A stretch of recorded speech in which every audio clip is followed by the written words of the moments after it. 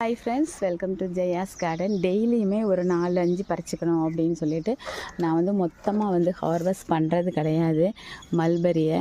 So இன்றைக்கி ஒரு 4-5 மட்டும் பறிச்சுக்கலாம்.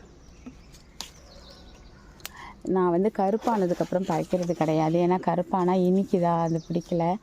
ஸோ சிகப்பாக இருக்கிறப்ப நல்லா ஒரு புளிப்பு சுவை, செம்ம புளிப்பாக இருக்குதுங்க. அதுதான் ரொம்பவே டேஸ்ட் பிடிச்சிருக்கு. ஸோ அதனால் பெருசாக இருக்கக்கூடிய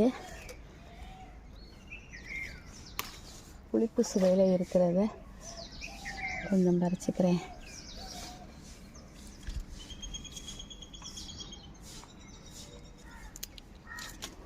ஓகே, இன்றைக்கி இவ்வளோ போதும். ஒரு 10 கிட்ட பறிச்சிருக்கேன். பிடிச்சிருக்குதா? உங்களுக்கும் இந்த மாதிரி மல்பரி வளர்த்த அனுபவம் இருக்குதா?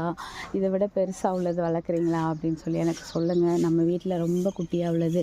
ஸோ இன்னும் கொஞ்சம் பெருசாக இருக்கிறத கொஞ்சம் வாங்கலாம் அப்படின்னு முடிவு பண்ணியிருக்கேன். ஏன்னா மல்பரி வளர்க்குறது ஈஸியாக இருக்குது. அது மட்டும் இல்லை, மல்பரி இவ்வளோ பெரிய பாட்லேயே வச்சுருக்க வேணாம் போல். நான் தான் ரொம்ப பெருசாக வச்சுட்டேன். சின்ன பாட்லேயே வச்சு வளர்க்கலாம், அதனால் வாங்கலாம். ஏன்னா பெரிய பாட்னா தான் கொஞ்சம் சிரமம், வாங்கணும், மண் அவ்வளோ போடணும், வைக்கணும் அப்படின்ட்டு. ஸோ சின்ன பாட்டு 20 லிட்டர்லேயே கூட மல்பரி வளர்க்கலாம்.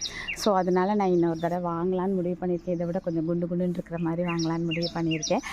யார்கிட்டையாவது அந்த மாதிரி கொஞ்சம் இதை விட பெரிய சைஸில் இருக்கிறது இருந்துச்சு அப்படின்னாக்கா கண்டிப்பாக எனக்கு கட்டிங் ஷேர் பண்ணுங்கள். ஓகே, பாய்மா.